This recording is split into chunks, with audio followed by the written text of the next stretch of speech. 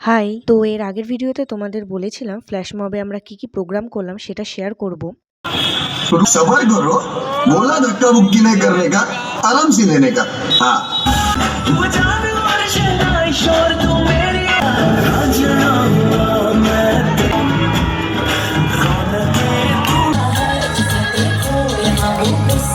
बारिश गिरा है के नाम पे करके सभी अब रास गिरा है तो सारा प्यार